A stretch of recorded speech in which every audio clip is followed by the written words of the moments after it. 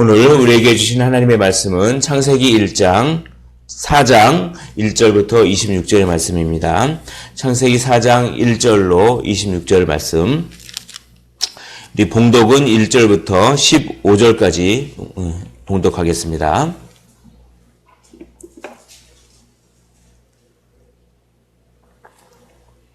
창세기 4장 1절부터 15절까지 우리 한 절씩 교독을 하시고 마지막 절 함께 읽도록 하겠습니다. 아담이 그의 아내 하와와 동침하매 하와가 임신하여 가인을 낳고 이르되 내가 여호와로 말미암아 등남하였다 하니라.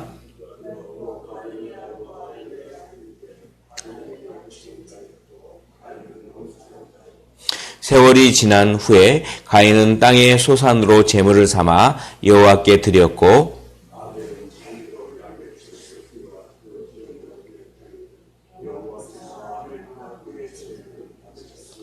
가인과 그의 제물은 받지 아니하신지라. 가인이 몹시 분하여 안색이 변하니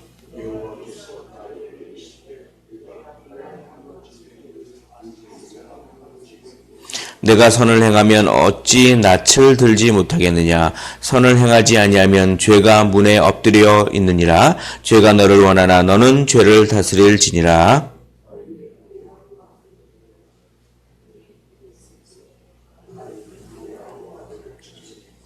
여호와께서 가인에게 이르시되 내 아우 아벨이 어디 있느냐. 그가 이르되 내가 알지 못하나이다. 내가 내 아우를 지키는 자니이까.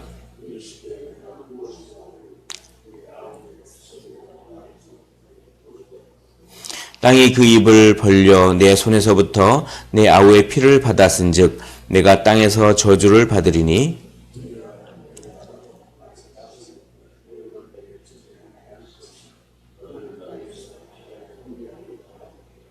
가인이 여호와께 아뢰되 내 죄벌이 지기가 너무 무거우니이다.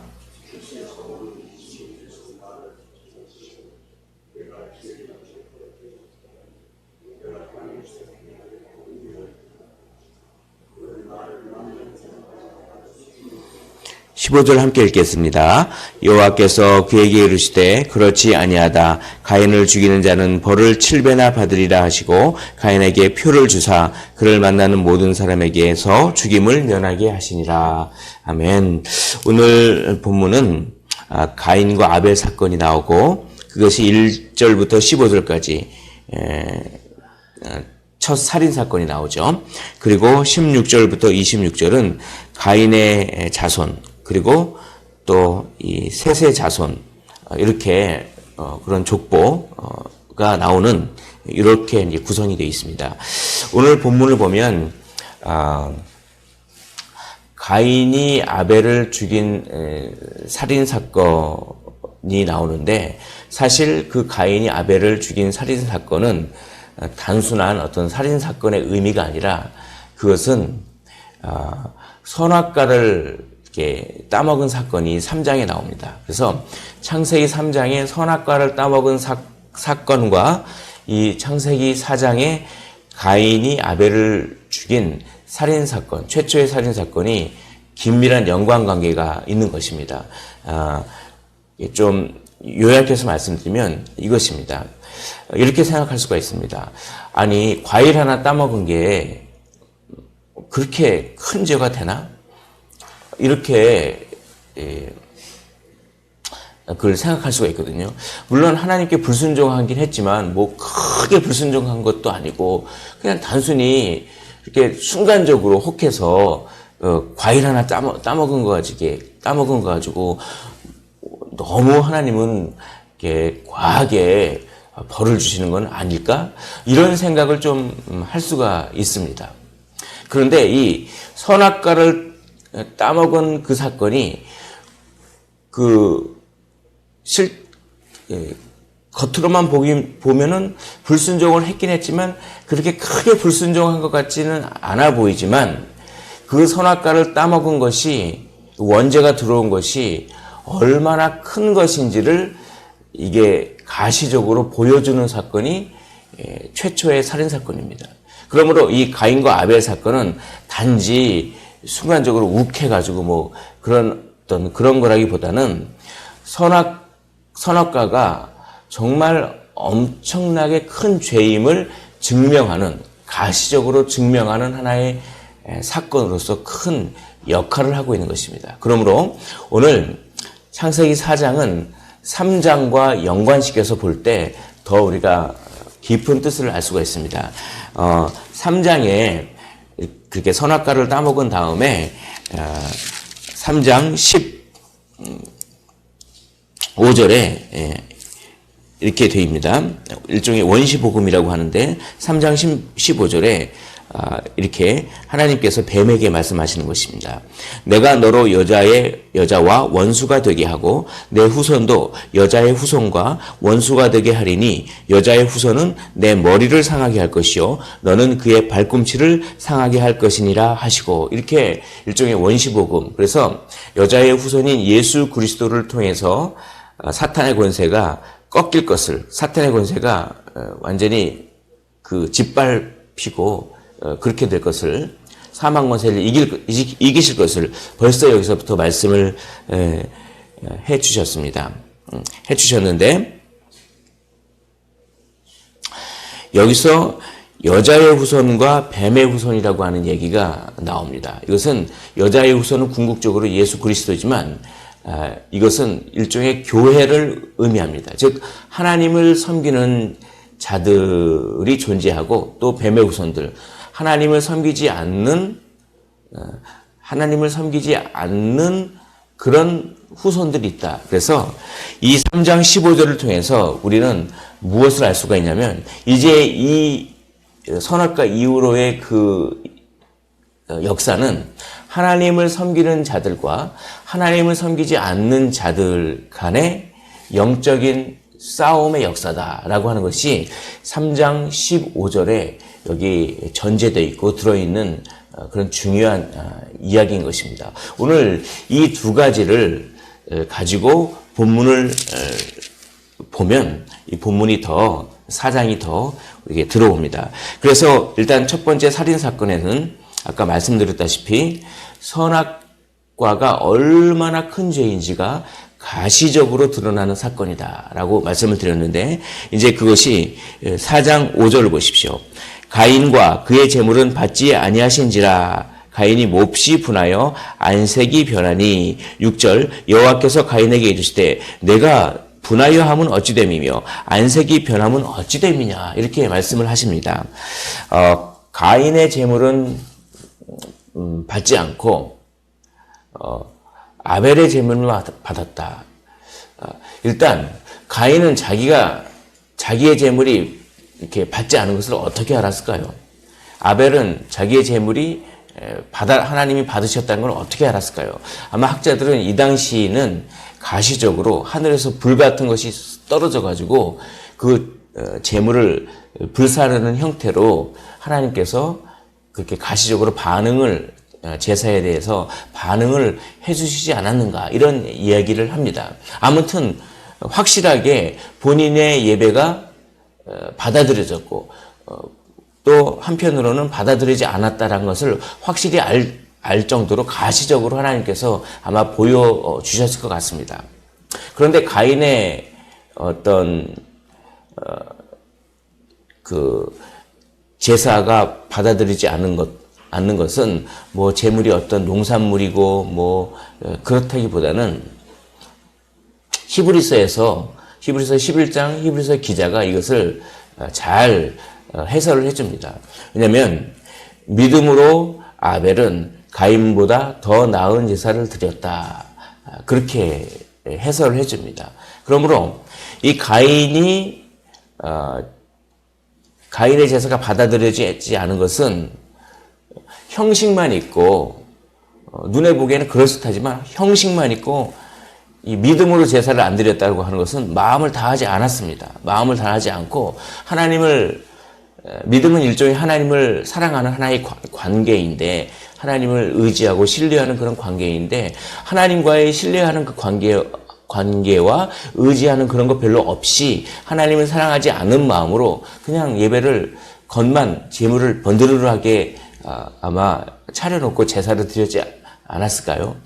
그러니까 예배를 하나님께서 받으시지 않았습니다. 그런데 중요한 것은 여기서 자기의 마음을 돌아보지 않고 단지 하나님이 자기 제사를 안 받았다고 하는 그거에만 집중해서 얼굴이 부르락 하면서 안색이 변하는 이것이 바로 선악과의 어떤 효과를 말하는 것입니다. 즉 뭐냐면 선악과는 자기가 선과 악을 판단하겠다는 것입니다. 자기의 영광을 위해서 이제 살겠다는 뜻이고 자기가 하나님이 돼서 하나님의 위치에 올라서겠다라고 하는 것이 선악과인데 그 선악과는 어떤 특징이 있냐면 자기의 잘못을 돌아보지는 않고 자기가 원하는 대로 되지 않는 것에 대해서 그냥 그거에만 집중해서 그렇게 감정이 동요하는 그것은 바로 선악과가 자기가 하나님같이 높아지려 하는 마음 때문에 생기는 현상이 바로 그런 현상입니다. 그러므로 여기서는 원래는 이게 정답입니다. 가인이 제사가 받아들여지지 않았으면 자기를 돌아보면서 내 제사를 왜 하나님은 받지 않았을까?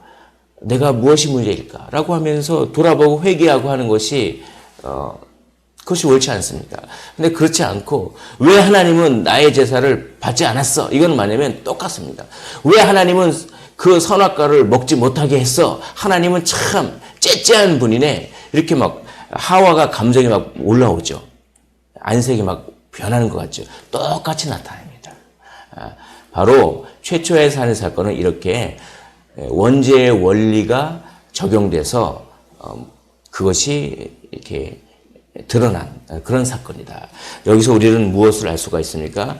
우리가 지는 모든 죄는 전부 교만에서 나옵니다. 전부 자기 자신의 어떠함을 돌아보지는 않고 환경 탓하고 사람 탓하고 내 뜻대로 안 되는 그것에만 집중할 때 그때 죄를 짓게 되는데 그것은 다 자기가 하나님과 같이 되려고 하는 마음 때문에 생기는 그런 마음입니다. 그것을 돌아보라라고 오늘 하나님께서 말씀합니다. 7절 내가 선을 행하면 어찌 낯을 들지 못하겠느냐 선을 행하지 아니하면 죄가 문에 엎드려 있느니라 죄가 너를 원하나 너는 죄를 다스릴지니라. 이게 그 말입니다. 너를 돌아봐라 이거. 너를 돌아보고 너가 그런 감정이 생기는 그 감정이 어디서 기인한 건지 한번 돌아보라. 죄가 너를 원하나 죄가 너를 지배하려고 하나 너는 오히려 죄를 지배하라. 죄를 다스릴지니라. 이렇게 말씀하는 것입니다. 사랑하는 성도 여러분, 이 말씀을 하나님께서 오늘 우리에게 주신 말씀으로 받으시기를 원합니다. 죄가 너를 원하나 너는 죄를 다스릴지니라. 늘 자기 자신을 돌아보고 내가 스스로 높아지려고 하는 마음, 내가 영광 받기를 원하는 마음이 있는지를 항상 돌아보십시오. 그것이 죄가 너를 원하나 너는 죄를 다스릴지니라. 이렇게 순종할 수 있는 원리가 되는 것입니다. 자, 이렇게 가인이 죄를 짓고 하나님께서 이제 너는 떠돌이 생활을 할 것이다. 유리하는 자가 될 것이다. 이렇게 말씀하십니다. 그래서 이제 떠돌아다니면서 에덴 동쪽 롯이라고 하는 땅에 거주하면서 성을 짓습니다. 17절 보면 아내와 동침함에 그가 임신하여 에녹을 낳은지라 가인이 성을 쌓고 그의 아들의 이름으로 성을 이름하여 에녹이라 하니라 라고 하면서 성을 쌓습니다. 성을 쌓고 그런 다음에 이제 가인의 후손들이 나오는데 20절 야발이라고 하는 사람이 있는데 그는 가축을 치는 자의 조상이 되었고 목축업을 하는 21절에 또 유발인데 수금과 퉁소를 잡는 그러니까 어떻게 보면 예술가들이죠. 예술가들의 조상이 되었고 22절에 보면 두발가인이라고 하는 후손이 나옵니다. 그는 구리와 쇠로 여러 가지 기구를 만드는 자요. 그리고 라멕이라고 하는 어떤 싸움꾼, 그런 어떤 군인 같은 싸움꾼, 용사, 그런 라멕도 나오고, 이런 가인의 후손들은 전부 무슨 일을 하냐면 자기의 영광을 위한 삶을 삽니다. 자기 먹고 살 것을 위해서 살죠. 자기 먹고 살 것을 위해서 가축을 치고 수금과 퉁소를 잡고 여러 가지 기구를 만들고 자기 힘을 과시하기 위해서 싸우고, 그리고 자기 안전을 위해서 성을 쌓고, 하나님이 없이 막 떠돌아다니고, 하나님이 없이 그 영적으로 떠돌아다니고 하니까 뭡니까? 공허하죠. 그 공허함을 달래기 위해서 뭐 문화와 예술이 만들어지고 수금과 퉁소를 잡고, 여기에 하나님이 전혀 없습니다. 즉 하나님을 섬기는 자의 후손과 뱀의 후손이 이렇게 갈리는 것입니다. 뱀의 후손의 특징은 거기에 하나님이 없고 자기 영광만을 위한 삶을 삽니다. 자기 영광을 위하여 무슨 어떤 제조업도 하고, 자기 영광을 위하여 이렇게 전쟁도 하고, 자기 영광을 위하여 문화와 예술을 만들고, 자기 영광을 위하여 먹고 살 것 목축업을 치고, 이게 다 뭡니까? 가인의 후손입니다. 그러나 이제 셋의 후손은 틀립니다. 25절에 아담이 다시 자기 아내와 동침하매 그가 아들을 낳아 그의 이름을 셋이라 하였으니 이는 하나님이 내게 가인이 죽인 아벨 대신에 다른 씨를 주셨다라고 하면서 이 셋으로부터 이제 하나님을 섬기는 혈통이 다시 시작합니다. 아벨이 죽었기 때문에. 그리고 26절에 셋도 아들을 낳고 그의 이름을 에노스라 하였음에 그때 사람들이 비로소 여호와의 이름을 불렀더라. 그러니까 셋의 아들인 에노스 때에 비로소 예배하는 예배 공동체가 생긴 것입니다.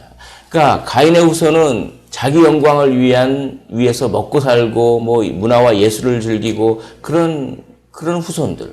그러나 이 셋의 후손은 예배하는 여호와의 이름을 부르는 예배하는 공동체의 후손들. 이 두 후손들의 영적인 싸움이 지금도 계속되고 예수 그리스도가 다시 오실 때까지 계속될 것입니다. 오늘 라멕을 보십시오. 라멕을 보면 라멕이 23절에 보면 이런 얘기가 나옵니다.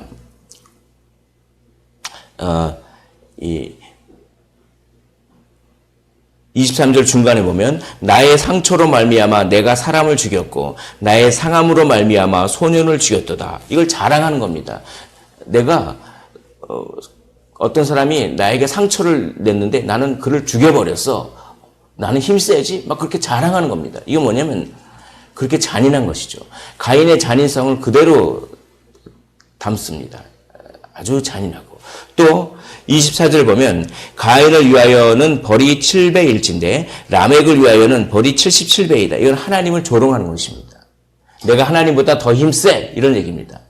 왜냐하면 하나님께서 15절에 가인을 죽이는 자는 벌을 7배나 받으리라 라고 하면서 가인을 좀 보호해 줍니다. 하나님께서 은혜의 하나님이죠. 근데 그거를 하나님의 이 말을 인용하면서 어떻게 보면 하나님은 가인을 보호하는데 7배 정도밖에 그렇게 안 되지만 나는 하나님보다 더 힘이 세. 그래서 나를 건드리기만 해봐. 나를 건드리면 내가 77배나 복수할 거야. 라고 하면서 엄청난 잔인성이 여기 들어있고 자기가 하나님보다 더 힘이 세다고 하는 것을 은연중에 조롱하는, 하나님을 조롱하는, 내가 하나님이야. 하나님이 세상에 어디 있어? 내가 하나님이야. 이런 사람도 있죠. 바로 이런 어떤 마음입니다.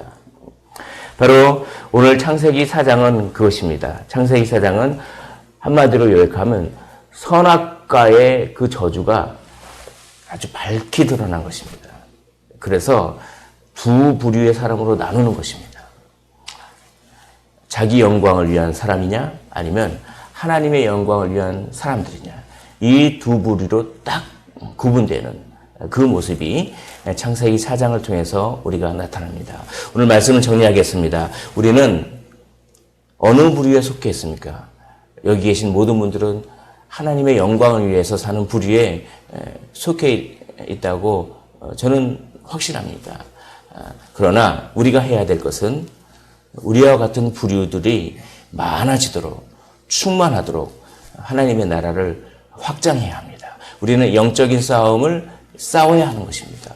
복음을 전함으로 영적인 싸움을 싸우고 하나님의 나라를 확장하시는, 그래서 여자의 후손들을 확장하시는 그런, 그리고 또한 죄가 우리를 다스리는 것이 아니라 우리가 죄를 다스리시는 그런 오늘의 삶이 되시기를 주님의 이름으로 축원을 드립니다.